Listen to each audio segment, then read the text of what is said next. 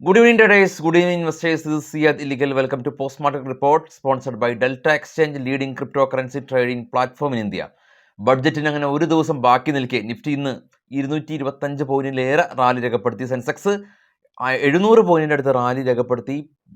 ബഡ്ജറ്റിന് മുമ്പേ തന്നെ റാലി രേഖപ്പെടുത്തിയ ഒരു അവസ്ഥയിലാണ് ഇപ്പോൾ നിഫ്റ്റി ഉള്ളത്. നാളെ വളരെയധികം പ്രതീക്ഷയോടെ നിക്ഷേപകർ ഇന്ത്യൻ മാർക്കറ്റിലേക്ക് വരുന്നുണ്ട്. നാളെ മാർക്കറ്റ് ഓപ്പൺ ആണ്. അപ്പോൾ നാളത്തെ നിങ്ങളുടെ പ്രതീക്ഷകളെല്ലാം തന്നെ കമൻ്റ് ചെയ്യുക. ഇന്ത്യ ഒരു കാർഷിക രാജ്യമാണ് എന്നുള്ള നിലക്ക് സ്വാഭാവികമായ രീതിയിൽ കാർഷിക മേഖലക്കും കൂടാതെ തന്നെ ഇന്ത്യയുടെ റെയിൽവേ ഇൻഫ്രാസ്ട്രക്ചർ ഓൾറെഡി തന്നെ 3 മടങ്ങ് വർദ്ധിപ്പിക്കണം എന്നുള്ള ആവശ്യം കൊണ്ട് റെയിൽവേ സ്റ്റോക്കുകളും എല്ലാം തന്നെ ലൈംലൈറ്റിലേക്ക് വരും. പല രീതിയിലുള്ള കമൻറ്റുകളും കാര്യങ്ങളും എല്ലാം തന്നെ വരുന്നുണ്ട്. ഡിഫൻസിലേക്കൊക്കെ വളരെ വലിയ തോതിൽ അലോക്കേഷൻ കൊടുത്തേക്കാമെന്നുള്ള ഒരു ചിന്തകളൊക്കെ ഉണ്ട്. പക്ഷേ അഗ്രസീവായിട്ട് ഡിഫൻസിലേക്ക് ഒരു അലോക്കേഷൻ കൊടുക്കുമ്പോൾ അത് കൺട്രിക്ക് ത്രട്ട് ഉണ്ടാകുമെന്നുള്ള പെർസ്പെക്റ്റീവിലൂടെയാണ് മേ ബി FIs നോക്കിക്കാണുള്ളൂ. അതുകൊണ്ട് പ്രപ്പോർഷനേറ്റായിട്ട് മാത്രമാണ് ഡിഫൻസിലേക്കുള്ള അലോക്കേഷൻ കൂട്ടാൻ സാധിക്കുള്ളൂ. എപ്പോഴാണ് കൺട്രി പ്രതിരോധത്തിന് വേണ്ടിയിട്ട് കൂടുതൽ ഫണ്ട് അലോക്കേറ്റ് ചെയ്യുന്നത്? കൺട്രിക്ക് ത്രട്ട് ഉണ്ടാകുമ്പോൾ. കൺട്രിക്ക് ത്രട്ട് ഉണ്ടാകുക അതിനർത്ഥം FIs അത്ര കംഫർട്ടബിൾ ആകില്ല എന്നുള്ള ഒരു ചിന്താഗതിയും എല്ലാം തന്നെ ഉണ്ട്. അതുകൊണ്ട് തന്നെ ബ്ലൈൻഡ്ലി മാർക്കറ്റിനെ സമീപിക്കാതിരിക്കുക. കഴിഞ്ഞ ബഡ്ജറ്റിൽ ശരിയാണ്, കഴിഞ്ഞ ബഡ്ജറ്റിൽ റിറ്റേജ് ഫുഡ്സ് പോലെയുള്ള ഈ ഒരു ഗവൺമെൻറ്റിൻ്റെ വളരെ പ്രധാന കക്ഷിയായ തെലുങ്ക് ദേശം പാർട്ടിക്കെല്ലാം തന്നെ ഓണർഷിപ്പുള്ള ഹെറിറ്റേജ് ഫുഡ്സ് എല്ലാം തന്നെ ശക്തമായ റാലി രേഖപ്പെടുത്തി. അത് ഈ തവണ ഉണ്ടാകുമെന്നുള്ള പെർസ്പെക്റ്റീവിലൂടെ ഒന്നും തന്നെ നമ്മൾ ഗാംബ്ലിങ് ചെയ്യാതിരിക്കുക.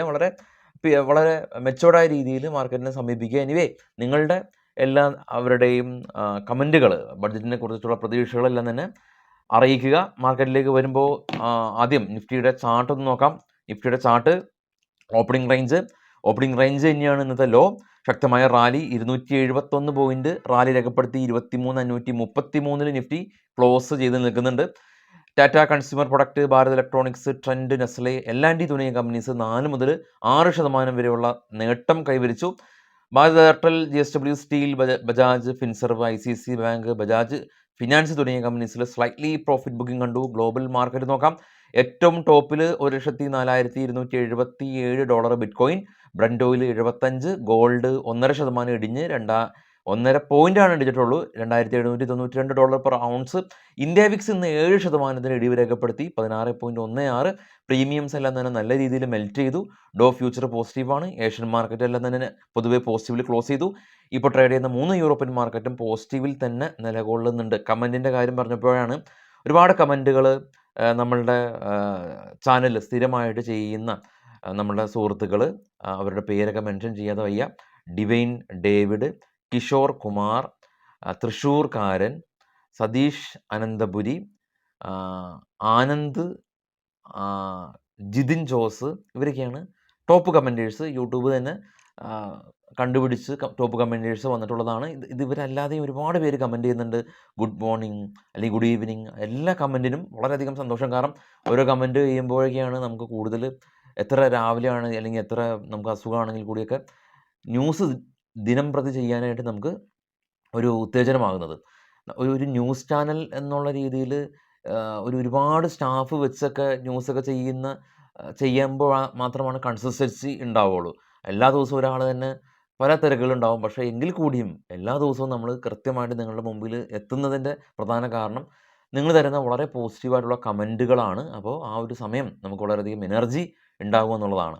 ഇനി സ്റ്റോക്കുകളുടെ വാർത്തകളിലേക്ക് നമുക്ക് പോകാം. ആദ്യം ഇൻഡസ്ഇൻഡ് ബാങ്ക് നെറ്റ് പ്രോഫിറ്റ് 39% ഇടിഞ്ഞു, 1,402 കോടി രൂപ. Sun Pharma net profit 15% rise ചെയ്തു, 2,909 കോടി രൂപ. മാരിക്കോ നെറ്റ് പ്രോഫിറ്റ് 4% ഉയർന്ന് 400 കോടി രൂപ. Mahindra holidays net profit 11% rally രേഖപ്പെടുത്തി 35 കോടി രൂപ. മഹീന്ദ്ര ഹോളിഡേയ്സ് എല്ലാം തന്നെ ഈ ടൂറിസം മേഖലയിൽ ഉള്ള ഒരു പ്രോമിനൻറ്റ് കമ്പനിയാണ്. അതുമാത്രമല്ല ഇവർക്ക് റിസോർട്ടുകളുണ്ട്. കേരളത്തിൻ്റെ പല ഭാഗത്തും റിസോർട്ടുണ്ട്. ബന്ധൻ വളരെ നല്ല റിസോർട്ടാണ് കേട്ടോ. ബന്ധൻ ബാങ്ക് നെറ്റ് പ്രോഫിറ്റ് 42% ഇടിഞ്ഞു. നെറ്റ് ഇൻട്രസ്റ്റ് ഇൻകം അപ്പായിട്ടുണ്ടെങ്കിലും നെറ്റ് പ്രോഫിറ്റ് 42% ഇടിവ് രേഖപ്പെടുത്തി. City union bank net profit 13% വർദ്ധിച്ച് 282 കോടി രൂപ. ഇനോക്സ് വിൻഡ് നെറ്റ് പ്രോഫിറ്റ് 38 കോടി രൂപ, കഴിഞ്ഞ തവണ 7 കോടി രൂപ ലോസിൽ നിന്നാണ് കമ്പനി പ്രോഫിറ്റ് ഉയർത്തിയത്.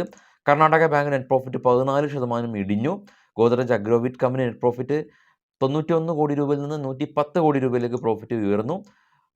UPL ഫെർട്ടിലൈസർ കമ്പനിയാണ്. ഈ കാർഷിക മേഖല എന്ന് പറയുമ്പോൾ ചമ്പൽ ഫെർട്ടിലൈസർ, UPL തുടങ്ങിയ കമ്പനീസാണ് ഈ കാർഷിക മേഖലയിൽ ഫെർട്ടിലൈസർ, അതായത് വളമൊക്കെ പ്രൊഡക്ഷൻ ചെയ്യുന്നൊരു കമ്പനിയാണ്. അപ്പോൾ UPLൻ്റെ റിസൾട്ട് വന്നപ്പോൾ അവർ നെറ്റ് പ്രോഫിറ്റ് കഴിഞ്ഞ തവണ 1217 കോടി രൂപ ലോസ് ഉണ്ടായത് ഈ കമ്പനി 800 കോടി രൂപ പ്രോഫിറ്റായി. വേദാന്തയും നെറ്റ് പ്രോഫിറ്റ് 77% ഉയർന്നു. Texmaco rail company net profit 30 നിന്ന് 76 കോടി രൂപയിലേക്ക് ഉയർന്നു. അപ്പോൾ റെയിൽവേയിൽ ടെക്സ്മാക്കോ റെയിലുണ്ട്, ഐക്കോൺ ഉണ്ട്, IRCTC ഉണ്ട്, RVNL ഉണ്ട്, അങ്ങനെ ഒരുപാട് കമ്പനീസ് ഉണ്ട്. ഇപ്പോൾ ഇൻഫ്ര അല്ല ഒരു പല സെക്ടറിലും ഉണ്ട്. അപ്പോൾ സ്വാഭാവികമായിട്ടുള്ള രീതിയിൽ കഴിഞ്ഞ തവണത്തെ GDP നമുക്ക് കുറവായിരുന്നു. അപ്പോൾ ഈ തവണ GDP ഉയർത്തുന്നതിന് വേണ്ടിയിട്ടുള്ള പല ആക്ഷൻസ് എടുത്തേക്കാം. ഈ long time short time capital gains എല്ലാം തന്നെ കൂട്ടും കുറയ്ക്കുമെന്നുള്ള പല അഭ്യൂഹങ്ങൾ, അല്ലെങ്കിൽ കുറയ്ക്കുമെന്നുള്ള അഭ്യൂഹങ്ങൾ ഈ നമ്മുടെ ചാനലിൽ നമ്മൾ ചെയ്യുന്ന ഒരു പ്രധാന കാര്യം, അഭ്യൂഹങ്ങൾ പറയാതെ നിങ്ങളെ ഒരിക്കലും നമ്മൾ ലീഡ് ചെയ്യുന്നില്ല എന്നുള്ളതാണ്. നാളെ ബഡ്ജറ്റിൽ ഇങ്ങനെ ആയേക്കാം, അല്ലെങ്കിൽ നാളെ ബഡ്ജറ്റിൽ ഈ സ്റ്റോക്കുകൾ കരുതി വെച്ചോളൂ, നോക്കി വെച്ചോളൂ എന്നുള്ള രീതിയിൽ നമുക്ക് പറയാൻ പറ്റാനിട്ടല്ല. പക്ഷെ അങ്ങനെ പറയുമ്പോൾ പോലും അത് നിങ്ങളുടെ പൈസ വെച്ച് നമ്മളുടെ ഒരു കണ്ടൻറ്റിന് വേണ്ടിയിട്ട് നമ്മളങ്ങനെ ചെയ്യാൻ ശ്രമിക്കാറില്ല എന്നുള്ളതാണ്. ഇനി long time short time capital ഗെയിൻസിൻ്റെ കാര്യം പറയുമ്പോൾ ഈ നമ്മുടെ LTTCയുടെ കാര്യം പറയുമ്പോൾ നിലവിൽ ഇന്ത്യയുടെ പോപ്പുലേഷൻ്റെ 7% ആളുകൾ മാത്രമാണ് ഇവിടെ ടാക്സ് ITR ഫയൽ ചെയ്യുന്നുള്ളൂ. 7% പേരിൽ തന്നെ ITR ഫയൽ ചെയ്യുന്നതിൻ്റെ പകുതിയിലധികം പേര് 0 ടാക്സാണ് കൊടുക്കുന്നത്. 142 കോടി ജനങ്ങളുള്ള ഇന്ത്യയിൽ 7%-ത്തിൽ താഴെ മാത്രം ITR ഫയൽ ചെയ്ത് ടാക്സ് കൊടുക്കുന്ന ഒരു കൺട്രിയിൽ നിലവിലുള്ള long time short time capital gains എല്ലാം തന്നെ കുറയ്ക്കുമ്പോൾ ഗവൺമെൻറ്റിന് എവിടെ പോയി ഫണ്ട് കണ്ടെത്തും? അപ്പോൾ അത്തരത്തിലുള്ള കാര്യങ്ങൾ നിലനിൽക്കുന്നുണ്ട്. അതുകൊണ്ടാണ് ഗവൺമെൻറ് ഇത്തരത്തിലുള്ള ടാക്സുകൾ വർദ്ധിപ്പിക്കുന്നത്. ഞാൻ ജസ്റ്റിഫൈ ചെയ്യുന്നതല്ല, ഞാൻ ഒരു പോയിൻ്റ് ചൂണ്ടിക്കാട്ടി എന്ന് മാത്രമേ ഉള്ളൂ. Thank you all.